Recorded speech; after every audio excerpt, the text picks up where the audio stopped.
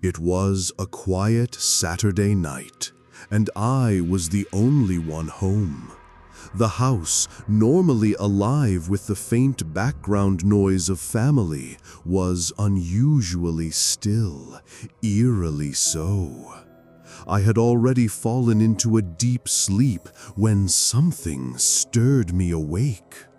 A mechanical voice broke the silence. It was Siri. From across the room, I could hear her unmistakable tone coming from my phone. I blinked in confusion, heart still slow with sleep. Maybe I'd rolled over and accidentally activated her somehow. Figuring it was just a minor glitch, I reached over, turned her off, and settled back into bed. The darkness folded around me again, and soon I drifted off. But it didn't last. About an hour later, I was ripped out of sleep once more, again by Siri's voice. This time, something felt wrong. Her tone was more mechanical than usual, almost strained, as though the words had been dragged out of her against her will. I sat up slowly, heart beginning to race, as I tried to make out what she had said. She was responding to something, some question I hadn't asked. The words chilled me. What that found for us? And Siri's reply? The answer is Thursday, July 4th, 1776. I froze. The robotic voice echoed in the stillness like a whisper from something that shouldn't be there. It was unsettling, freaky as hell, honestly, but I clung to logic.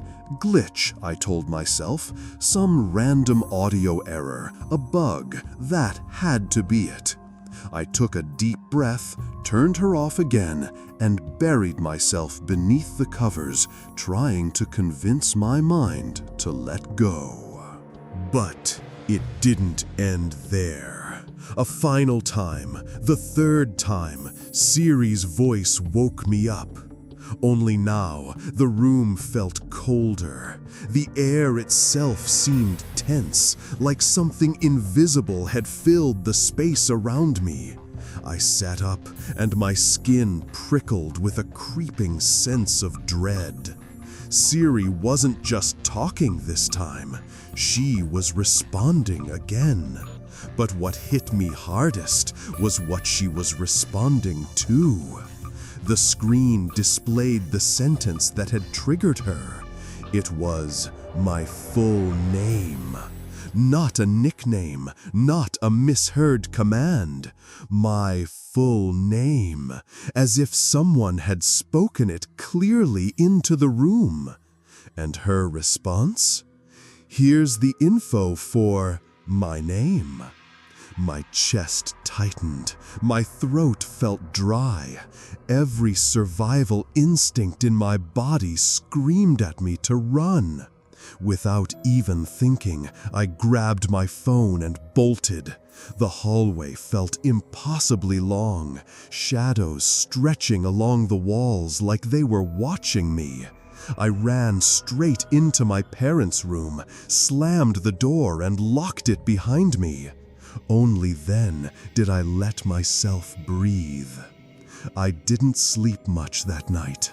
The phone stayed off. I stayed alert, listening for any noise, any movement, any voice. Even now, I still try to explain it away, convince myself it was just some freak technological glitch, some twisted coincidence.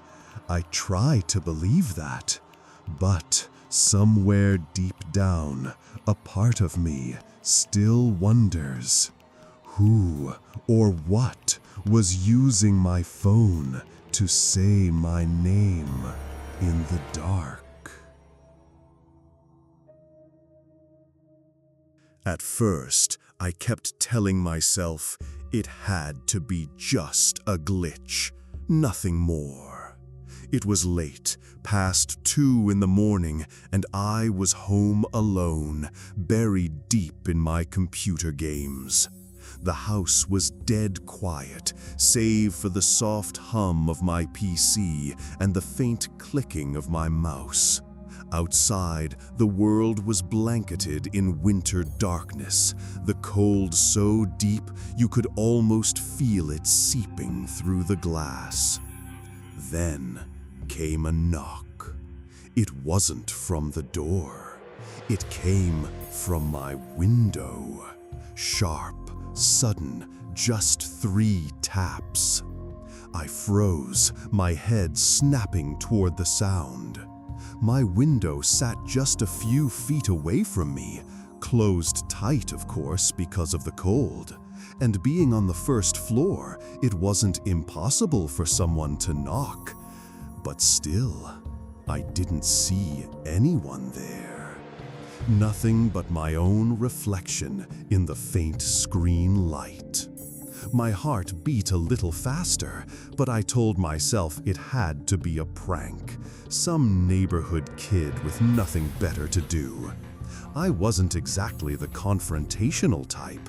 I preferred my headset and screen over any real conflict. So I didn't get up, didn't investigate.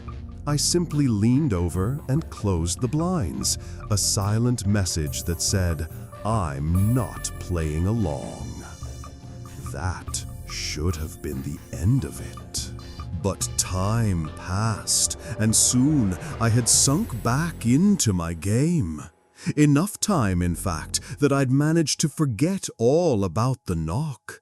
My hands were moving instinctively again, clicking and tapping away, my mind immersed in digital chaos. And then, knock, knock, knock. The same sound, but now slower, deliberate. A chill crept down my spine like icy fingers dragging across skin. I sat there for a moment, completely still, just listening. There it was again. Knock, knock, knock. Steady, calm, too calm.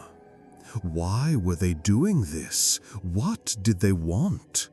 For a second, doubt crept in. What if they weren't just messing around? What if they actually needed help? Against my better judgment, I reached for the blinds and slowly lifted them, my fingers trembling more than I'd like to admit. I couldn't see anyone. The porch light didn't reach far enough. Just blackness and the faint reflection of my own face. Still, something inside me, it must have been guilt or maybe plain curiosity, pushed me further. I unlocked the latch and slid the window open, just a crack. That was it. The biggest, most foolish mistake I've ever made. Without warning, 2 hands, filthy, pale, and gloved, shot out from the shadows and grabbed the bottom of the window frame. In one violent motion, the figure yanked it all the way up, forcing it open with a screech that cut through the silence like a scream. My own scream joined it. A hooded man, cloaked entirely in black, lunged toward the opening. I could see no face, just the gleam of wild eyes hidden beneath that hood. Instinct took over. I screamed louder, backed away, and started swinging. I threw punches wildly, landing some. He kept coming.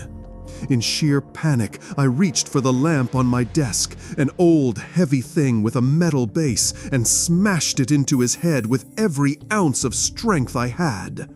The blow knocked him back.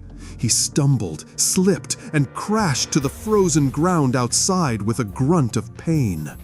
I didn't waste a second. I slammed the window shut and threw the lock, my hands trembling violently as I backed away. My heart was pounding out of my chest. I could barely breathe. Through the thin slit in the blinds, I saw him. He got up slowly, head slightly tilted like his neck was off balance. He didn't look back. He just ran, bolted across our yard and into the shadows beyond, vanishing like he had never been there at all. But he had been. He had tried to get in. And to this day, I've never experienced anything more terrifying. Because for those few seconds, I saw what pure fear really felt like. And I don't think I'll ever forget it. I lived way out in the country, real country. The kind of place where the paved road ends and everything beyond that is dirt, gravel, and quiet. Out there, it's just trees, wind, and the kind of silence that presses in on you like a heavy blanket. No streetlights, no passing cars, just black sky and the distant hum of nature. That night, the silence shattered. It started with a sound overhead, a crash. Something slammed down hard onto the roof, loud enough to jolt me upright. Before I could even process what it was, there was another sound, a harsh metallic clang, followed by a grinding screech as something smashed into the metal chimney on top of the house. I stood frozen in the middle of the living room, listening, my heart starting to race. And then it didn't stop. For the next hour, an entire hour, I could hear something inside the chimney. Not just faint sounds, this was deliberate, banging, movement, like something was stuck inside and trying to get out. But that made no sense. The chimney had been sealed off for the summer. We'd covered it securely. Nothing should have been able to get in. Yet the noise continued, metal groaning, soft scraping, the occasional sharp thud, until it seemed to echo through the whole house. And then the front door started to rattle. I turned my head, heart suddenly pounding louder than the noises. The doorknob was trembling. The frame shook with quick, forceful tugs, like someone was pulling on it from the outside, jerking at it again and again, trying to force it open. The sound of metal clinking, hinges straining, it was unmistakable. I crept toward the door, every step slow and careful, the floorboards groaning softly under my weight. My fingers trembled as I reached for the peephole. I pressed my eye to it. Nothing. Not a single thing, just the black porch. No movement, no outline, not even a shadow. Only silence. Something in me snapped. Maybe it was fear morphing into frustration. Maybe I just needed to see whatever was out there. Without thinking, I unlatched the lock, threw open the door, and stepped forward. And just like that, everything stopped. The door swung open into total stillness. No sound, no movement. The rattling ceased. The banging above fell silent. It was like the air had been sucked out of the world. The sky stretched above me, ink black and starless. The wind didn't move. The trees stood still. Even the usual rustle of night animals was gone. All I could hear now was the ringing in my ears and the sudden, deafening silence.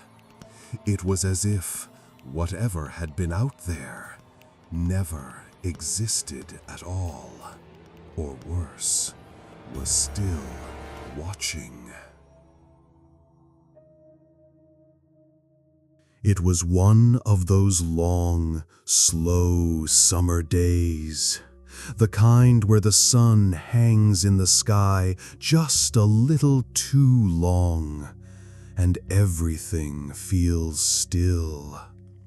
I was home alone, sprawled out on the living room couch, letting a movie play while the air conditioning hummed in the background. Everything felt normal until it didn't. In the middle of a scene, I suddenly caught the faint sound of shuffling coming from directly above me. I paused. My heart beat just a little faster. The ceiling above the living room was way up, vaulted, open. There was only one room above it, the attic. I reached for the remote and turned the volume down, trying to listen more carefully. The movie faded into silence.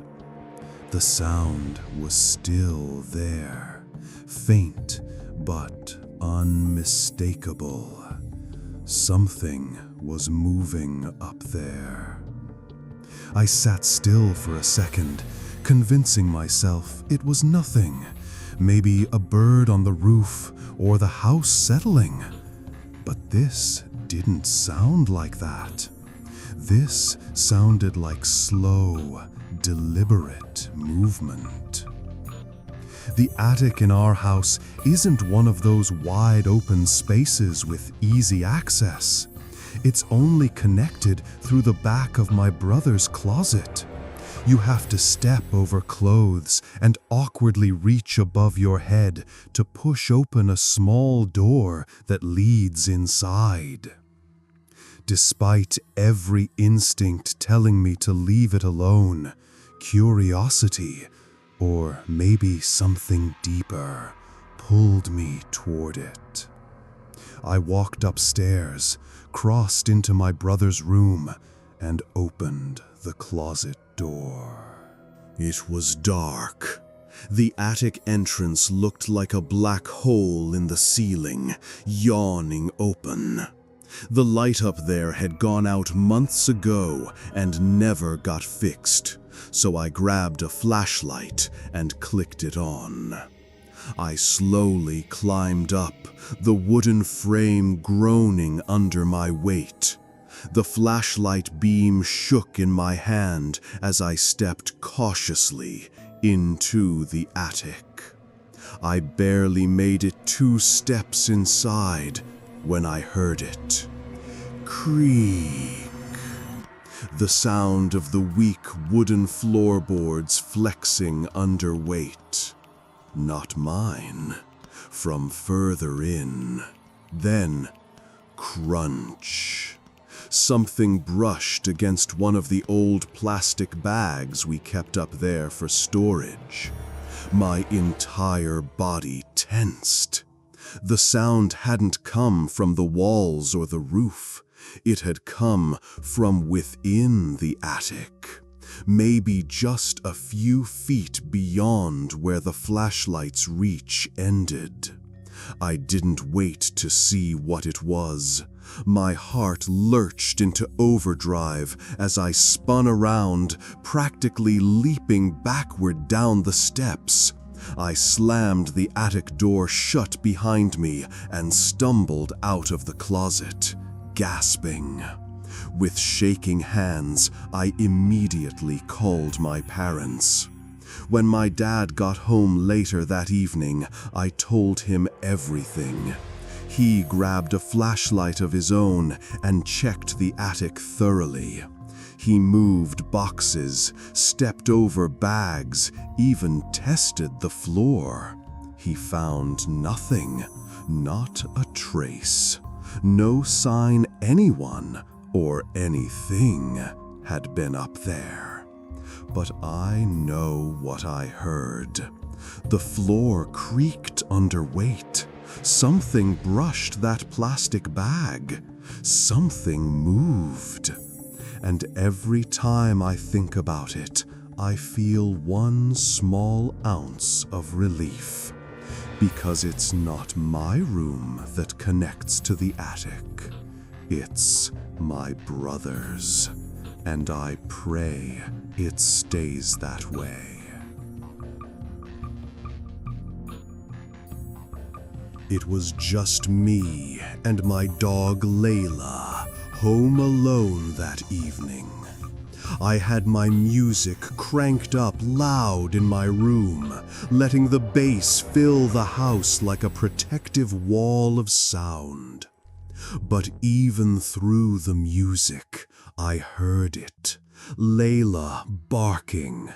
Not just barking, going absolutely crazy. I paused the music, and the house immediately felt quieter and heavier. Her barks echoed sharply from somewhere downstairs. Sharp, rapid, frantic. It wasn't her normal saw a squirrel bark. This was different. Urgent, aggressive. As I stepped out of my room and made my way downstairs, I heard the quick pounding of her paws. She was heading into the basement. Still barking, still losing it. My stomach dropped. I flicked on the basement light and followed her down, every step colder than the last. The basement was dim and chilly, the air still and tense. When I reached the bottom, I saw her. Layla was planted firmly in front of the boiler room door, her body low and rigid, a tack stance. Her hackles were raised, her tail stiff, and her teeth bared as she growled and barked non-stop at the door. She scratched at it wildly, jumping up, slamming her paws against the wood like she was trying to knock it down herself. That door was closed and had been for weeks. I swallowed hard, my throat dry. Trying to keep my voice steady, I knocked. "Hello? Is someone in there?" No answer. Layla barked even louder now, her whole body vibrating with fury. Whatever was behind that door, if anything was, she wanted it gone. Or worse, she was ready to fight it. I stared at the door, frozen. 1,000 thoughts raced through my head. Could someone really be in there? Had I forgotten to lock the basement? Could it be an animal? A person? I didn't want to find out. I made the only decision that made sense in that moment. I wasn't opening that door. I grabbed Layla's collar and dragged her, still growling and resisting, back up the stairs. It felt like hauling a wild animal. She kept trying to turn back, claws scraping against the floor, but I didn't stop until we were upstairs. I slammed the basement door shut and locked it. The silence that followed was unnerving. My hands were shaking. Layla sat beside me, still growling low in her throat, her ears perked toward the floor like she was listening for any sound. When my dad got home later that night, I told him everything about Layla, the boiler room, the barking. He raised an eyebrow, but I could see a shadow of concern flicker across his face. He went downstairs to check. I waited at the top of the stairs, heart pounding again. But before he even reached the boiler room, he stopped. "Wait a second," he muttered. That's when I noticed the change in his tone. Something was off. He called me down. I followed hesitantly.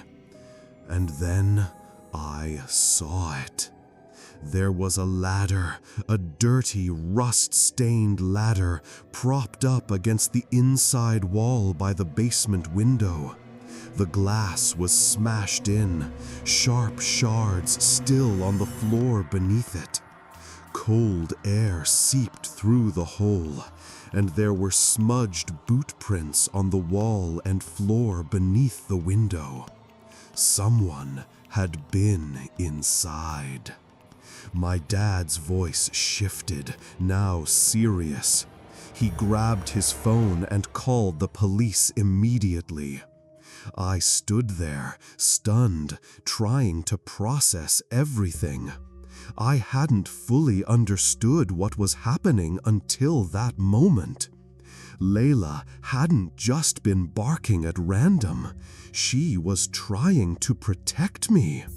There was someone in the house, hiding behind that door, waiting, and I almost opened it.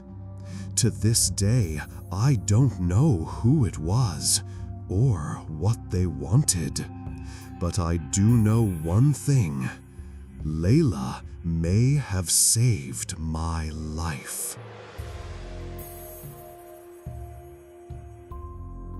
It wasn't unusual for me to be home alone at night. I lived with my dad, but his job had him working rotating shifts, sometimes days, sometimes nights. I was used to it. This happened during one of those night shift stretches. I remember it clearly. The house felt bigger when I was alone, quieter. Every creak in the floor, every hum from the pipes seemed louder than usual. But I didn't mind too much. I'd just stay up late watching movies in the living room to pass the time, the glow from the TV making the shadows feel a little less heavy. Eventually, when I finally shut everything off and climbed into bed, I laid there in the dark, wide awake. I've always had trouble falling asleep, especially on nights like this. Maybe 30 minutes passed, just me staring at the ceiling, trying to will myself into sleep. And then I heard something. Clatter. A toy fell over in my toy closet. It wasn't loud, and to be honest, it could have been anything. Something slipping off a shelf, maybe a stuffed animal losing its balance. But the sound echoed in the silence. It hit differently when you're alone. My stomach tightened just a little. Still, I tried to brush it off. Old house, stacked toys, probably nothing. That's when I heard something else. Something I couldn't explain away. The doorknob to the closet started to rattle. At first, it was faint, a light jiggle. Then it grew more forceful, deliberate. It twisted, paused, twisted again. My breath caught in my throat. Then, click. The door unlocked. I didn't wait to see what happened next. I pulled the covers up over my head like a barrier, heart pounding so hard I could feel it thudding in my ears. I didn't move, didn't breathe, just stayed completely still, hoping it was nothing, hoping it would stop. And then, silence. The room went completely quiet. Too quiet. No footsteps, no creaks, not even the sound of air moving. Just a thick, unnatural stillness pressing in around me like the room itself had stopped breathing. 2 minutes passed, maybe more, I don't know. It felt like forever. Eventually, curiosity or fear got the better of me. I slowly pulled the covers back and peeked out, my eyes scanning the dark. That's when I saw it. A figure standing right next to my bed. It wasn't moving, just looming there, looking down at me. No sound, no breath, just presence. My scream tore through the silence. I threw myself against the wall, pressing into it like I could disappear into the plaster. My body locked up, unable to move, mind spiraling into panic. The figure didn't react. It slowly turned its head toward the window.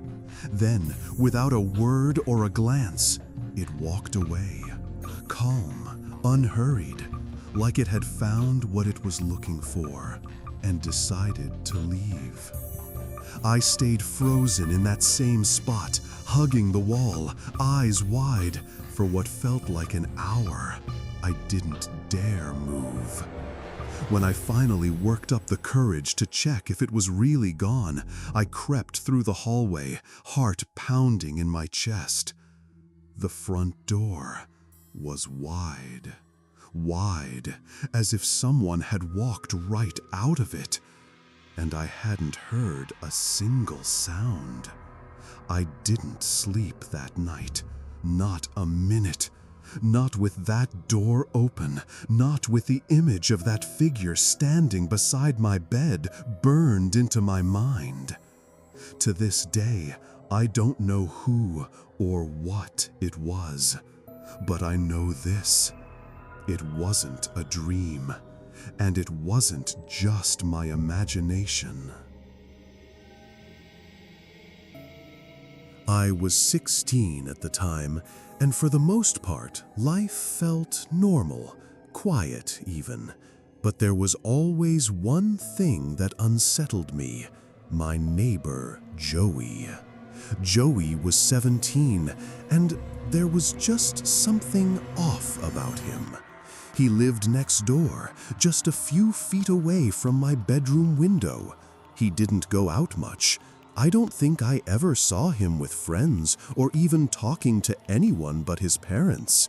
It was like his entire world existed inside that house, and more disturbingly, facing mine.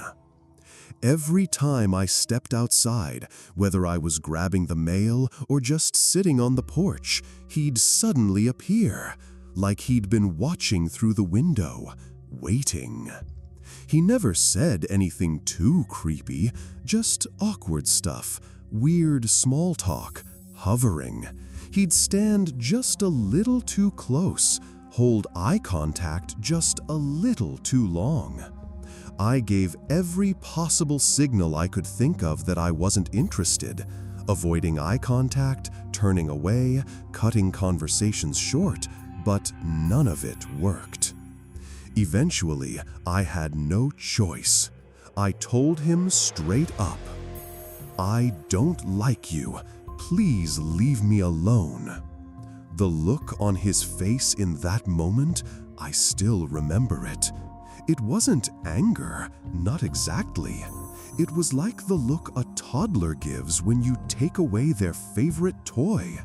That innocent frustration, but twisted because it was coming from a 17-year-old boy who should have known better. Something in his eyes unsettled me. It was like rejection was foreign to him, like I'd just broken something inside him. A few weeks passed. I hadn't seen him outside, and honestly, I hoped maybe the message had finally gotten through. Then came that night. My parents had gone out for the evening and left me home to watch the house. I didn't mind. I had a school project to finish and was planning to stay up late working on it anyway. I was sitting on my bed with my laptop, buried in research, when I felt it. A slight shift, a gentle movement. My bed moved. At first, I thought it was nothing, just the springs settling, or maybe my own movement. But then, a second shift, more definite, a subtle weight shifting underneath me. My stomach dropped. I slowly slid off the bed and crouched down, grabbing my phone without taking my eyes off the floor. Then I looked. He was there. Joey, curled up under my bed like some kind of animal, his face pale, eyes wide and locked onto mine. For a split second, we just stared at each other. Then I screamed. I bolted from my room, heart racing, nearly tripping over myself as I flew down the stairs. Behind me, I heard the sounds of him scrambling, his limbs awkwardly twisting, banging against the bed frame as he tried to crawl out after me. But I was already outside. In a full panic, I ran straight to his house and pounded on the door, once, twice, 10 times. His parents answered, their faces going pale as soon as they saw me. I shouted everything, what I saw, what he did, that he was in my room. They didn't deny it. They didn't even ask questions. Instead, they begged me not to call the police. "Please," his mom said, voice shaking, "we'll handle it. He's not well." But I didn't care. This wasn't just weird anymore. It was dangerous. I called the cops. When they arrived and searched the house, my house, they found him. Still in my room, still under the bed. Like he'd frozen there, waiting for someone to come pull him out. He didn't resist. He confessed to everything. He admitted it wasn't the first time he'd hidden under my bed. The police searched his bedroom. What they found still makes my skin crawl. Dozens of photos, all of me. Some taken from his window, some from the front yard. But the worst, by far, was one single photo. A close-up shot of me sleeping, taken from inside my room. I never figured out how long he'd been sneaking in, how many nights he'd watched me sleep without me ever knowing. But I've never slept the same since. Living out in the country, I was used to being alone. Most days it didn't bother me. We didn't have neighbors nearby, just endless trees, quiet fields, and sky. On sunny days, I'd usually pull out a lounge chair and just lay in the yard, tanning, with nothing but the breeze and birds for company. But one afternoon, that quiet became something else. The sun was strong, no clouds, no wind. I was stretched out on the grass, eyes closed, soaking in the heat, when I felt it. That prickle, the strange crawling sensation that someone is watching you. I opened my eyes. There was a man, standing just inside the tree line, half hidden in the shadows, watching me. My body stiffened instantly. I sat up quickly, heart picking up speed, preparing to bolt if I had to. "Do you need something?" I called out, trying to sound steady. He stepped out from the trees slowly, calmly, like this was the most normal thing in the world. He looked to be in his late 30s, maybe 40s. Messy hair, faded flannel, dirty jeans. There was something off about his eyes, like they never really focused. He said he lived up the hill and was wondering if I could help him with a broken water pump. I didn't buy it for a second. I shook my head, standing up. "Sorry," I lied. "I'm just heading out. Don't have time." He stared at me for a moment, then nodded and turned around. I watched him walk back toward the woods, and just before he disappeared behind a large boulder, he looked back. That was the part that stuck with me. He looked back, like he hadn't finished something. Once he was gone, I didn't hesitate. I folded my lounge chair with shaking hands and rushed inside, locked every door, slammed every window shut, my heart still thudding even though he was nowhere in sight. You'd think that would have been the end of it, but it wasn't. About an hour later, after pacing the house and trying to distract myself, I remembered I'd left my sunglasses outside in the grass, my only pair. I told myself it was safe, that he was gone. I checked every window before opening the door and stepping out. The yard was empty. Still, I moved quickly, eyes scanning the trees, the shed, the edge of the field. It took me a while to find them. The sunglasses had slipped down into the grass, but when I finally bent down and picked them up, that's when I looked up and froze. He was back. Not in the woods this time. He was crouched behind our shed, just far enough around the corner that only half of his body was visible. One arm, one leg, part of his face, but enough to see him, enough to know he was watching me again. He didn't say a word, didn't move. That was somehow worse. I felt the blood drain from my face. "I'm calling the cops!" I shouted, and I meant it. I turned and sprinted back to the house, slammed the door shut behind me, and locked it. Then I grabbed my phone and dialed 911 with hands that wouldn't stop shaking. The police arrived quickly for a place so far out. I gave them every detail I could remember: his clothes, his face, where he'd come from, the excuse he'd used. They searched the area, didn't find him. All they could do was file the report and tell me to keep my doors locked, as if I needed the reminder. I haven't seen him since that day, but I still don't tan outside anymore. Not out here. Not where the woods are just a few steps away, and anyone could be watching.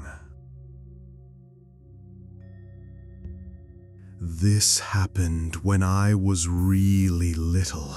I was only 7 years old, but I still remember it like it happened yesterday. Some memories fade with time. This one never did.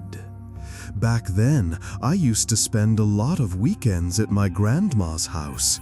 She was old-fashioned, tough, no nonsense.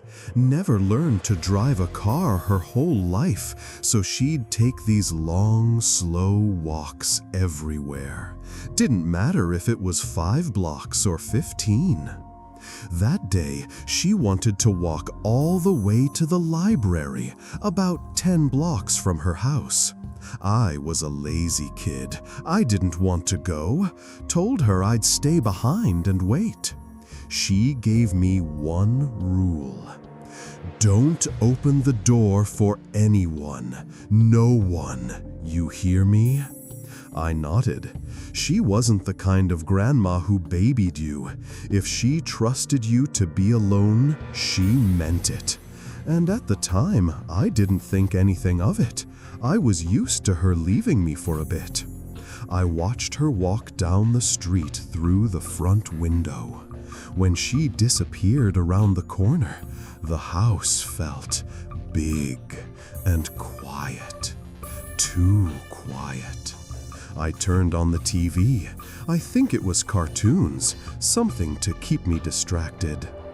That's when the phone rang. I don't know why I picked it up. I was just a curious, clueless little kid.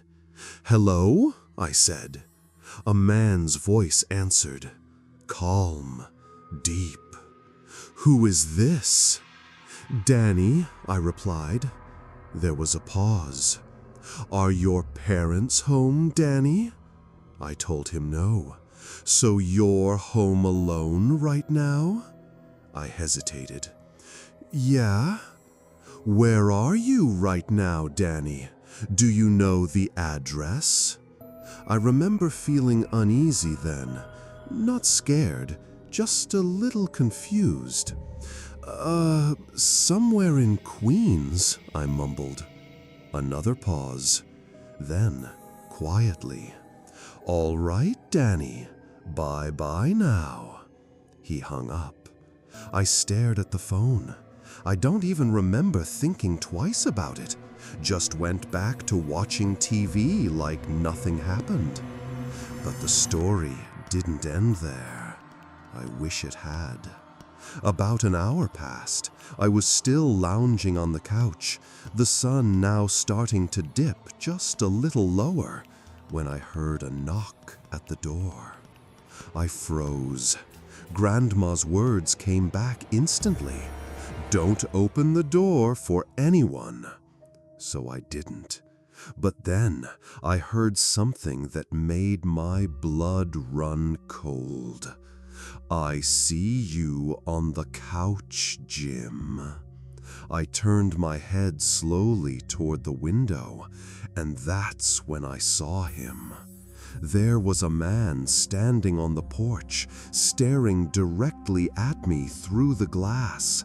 His face looked stretched and gray, greasy, thinning hair, a bloated beer gut beneath a stained t-shirt. He looked like a monster out of a cartoon, but real, very real. I barely managed to stammer, "Go away!" He didn't. Instead, he smiled. "I got some candy in my trunk. Come on out, Danny." My heart exploded with fear. I jumped off the couch and ran straight to the guest bedroom, the one I always slept in.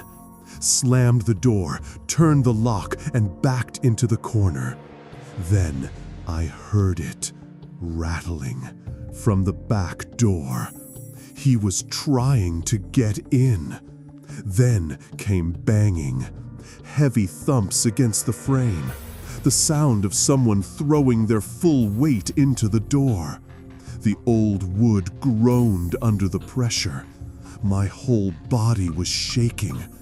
I thought the lock would break. I thought he'd get in.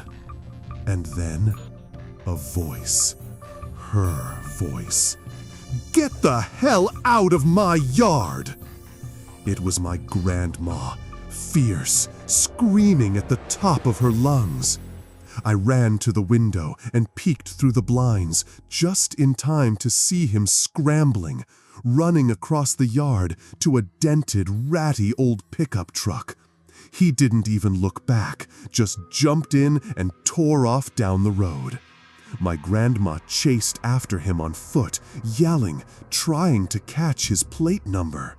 She couldn't remember it clearly, too many numbers, too fast, but she called the cops, described everything, the truck, the man, the phone call. They took it seriously. After that, my mom never let me stay with Grandma again. She said it wasn't safe. But I still think about that day. I think about how close it was, how different it could have ended. If Grandma had come home even 10 minutes later, God only knows what would have happened.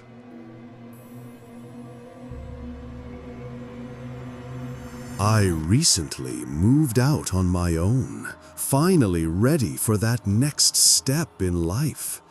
And already I have a horror story to tell. The place I moved into wasn't anything fancy. It was small, just the right size for one person, maybe two. Cozy, quiet, exactly what I thought I wanted. But almost right away, strange things started happening. It began with sounds, weird, muffled ones, coming from inside the walls. At first, I brushed it off. Houses settle, pipes knock. But this was different. I first noticed it while making dinner in the kitchen. Little scrapes and taps behind the drywall. Then later in the bathroom, the same faint noise. I thought maybe there was some kind of animal, rats maybe. I'd deal with it. But by night 3, I started hearing the sounds in my bedroom. That was harder to ignore. Something was moving inside my walls. I was sure of it. I just needed to figure out what it was and how to get it out.